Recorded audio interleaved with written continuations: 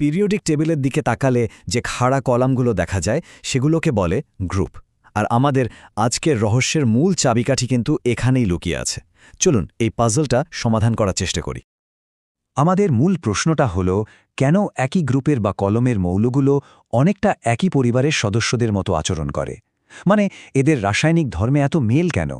কি এমন আছে এদের মধ্যে যা এদেরকে এক সুতোয় বাঁধে? আজকের আলোচনায় আমরা এই রহস্যটাই ভেদ করব। আসলে এই যে মিলের কথা আমরা বলছি, এর পেছনে একটা খুব সহজ কিন্তু দারুণ শক্তিশালী একটা নিয়ম কাজ করে। চলুন সেই নিয়মটাই এখন খুঁজে বের করা যাক। ব্যাপারটা খুবই সিম্পল, আর সেটা হলো রাসায়নিক গ্রুপ। এর মানে হলো পর্যায় সারণীর একই গ্রুপে বা কলামে যে মৌলগুলো আছে তাদের আচার আচরণ, তাদের রাসায়নিক ধর্ম সব প্রায় একই রকম হয়। তাদের বিক্রিয়াগুলো প্রায় একই ধাঁচের হয়। এটাই আমাদের মূল সূত্র। তো মুখে তো অনেক কথা হলো, তাই না? চলুন এবার কিছু উদাহরণ দিয়ে এটা প্রমাণ করা যাক। তো আমাদের প্রথম প্রমাণ হিসাবে আমরা নজর দেব গ্রুপ 17-এর দিকে। এই গ্রুপের মৌলগুলোকে একটা বিশেষ নামে ডাকা হয়, হ্যালোজেন। দেখা যাক এরা আমাদের ওই নিয়মটা ঠিকঠাক মেনে চলে কিনা।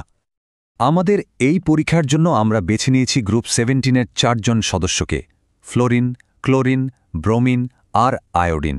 এদের প্রত্যেকের আচরণ আমরা এক এক করে পরীক্ষা করে দেখব। তো আমাদের প্রথম পরীক্ষা। প্রথমেই দেখা যাক এই 4টা হ্যালোজেন হাইড্রোজেন গ্যাসের সাথে কেমন আচরণ করে। এদের ব্যবহারে কি কোনো মিল খুঁজে পাওয়া যাবে? আর এই স্লাইডটা দেখুন, একদম পরিষ্কার।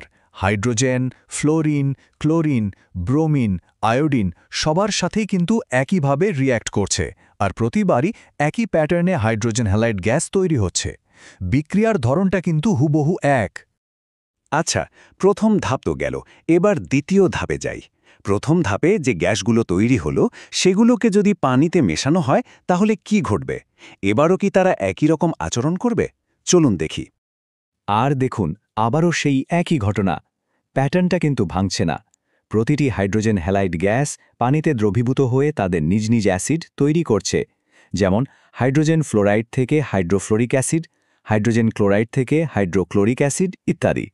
মিলটা কিন্তু বেশ স্পষ্ট, তাই না? ওকে, আমাদের ফাইনাল টেস্ট। এইমাত্র যে অ্যাসিডগুলো তৈরি হলো সেগুলোকে আমরা একটা খুব সাধারণ যৌগ ক্যালসিয়াম কার্বনেটের সাথে বিক্রিয়া করাবো। দেখা যাক শেষ পর্যন্ত এই মিলটা টিকে থাকে কিনা। এবং ফলাফলটা দেখুন, একদম এক। এখানে দুটো উদাহরণ দেখানো হয়েছে, আর দুটো অ্যাসিডই ক্যালসিয়াম কার্বনেটের সাথে হুবহু একই রকম বিক্রিয়া করে লবণ, পানি আর কার্বন ডাইঅক্সাইড তৈরি করছে। তার মানে এটা প্রমাণ হলো যে গ্রুপ 17-এর মৌলগুলোর আচরণের দারুণ একটা মিল আছে। এখন মনে একটা প্রশ্ন আসতেই পারে, এই নিয়মটা কি শুধু হ্যালোজেনদের জন্যই খাটে, নাকি অন্য গ্রুপের মৌলরাও এটা মেনে চলে? চলুন এবার খুব সংক্ষেপে ধাতুর একটা গ্রুপ নিয়ে ব্যাপারটা যাচাই করে ফেলি। এবার আমরা দেখব গ্রুপ 2-এর দুটো মৌল, ম্যাগনেসিয়াম আর ক্যালসিয়ামকে। এই একই নিয়মটা কি এদের ক্ষেত্রেও খাটবে? এই টেবিলটা দেখলেই উত্তরটা একদম পানির মতো পরিষ্কার হয়ে যায়। দেখুন, ম্যাগনেসিয়াম কার্বনেট আর ক্যালসিয়াম কার্বনেট দুটোই কিন্তু হাইড্রোক্লোরিক অ্যাসিডের সাথে ঠিক একইভাবে বিক্রিয়া করছে, আর প্রতিবারই তৈরি হচ্ছে লবণ, কার্বন ডাইঅক্সাইড আর পানি। তার মানে নিয়মটা শুধু হ্যালোজেনদের জন্য নয়, অন্য গ্রুপের মৌলদের জন্য সত্যি। তো এতক্ষণ ধরে আমরা যে মিলগুলো দেখলাম তাতে কি আসে যায়? মানে পর্যায় সারণীর এই যে গোপন বিন্যাস, এই প্যাটার্নটা জানা কেন এত জরুরি? এর গুরুত্বটা কিন্তু আসলেই অনেক গভীর। এর থেকে আমরা কয়েকটা খুব জরুরি জিনিস বুঝতে পারি। প্রথমত, পিরিয়ডিক টেবিলের এই যে ডিজাইন, এটা এমনি এমনি করা হয়নি, এর পিছনে নির্দিষ্ট কারণ আছে। দ্বিতীয়ত, কোনো মৌল কোন গ্রুপে আছে সেটা জানলেই তার রাসায়নিক আচরণ কেমন হবে তা আগে থেকেই বলে দেয়া যায়।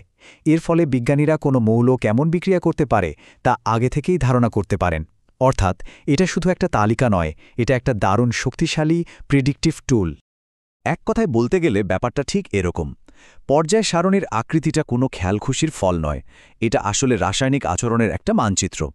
এই একটা লাইনে কিন্তু পুরো বিষয়টাকে দারুণভাবে তুলে ধরে। কিন্তু সবকিছুর শেষে একটা প্রশ্ন কিন্তু থেকেই যাচ্ছে। যদি একই গ্রুপের মৌলগুলোর মধ্যে এত মিলই থাকে, তাহলে তাদের মধ্যে পার্থক্যটা ঠিক কোথায় আর কিভাবেই বা সেই পার্থক্যগুলো তৈরি হয়? এটা না হয় ভাবার জন্য রইল।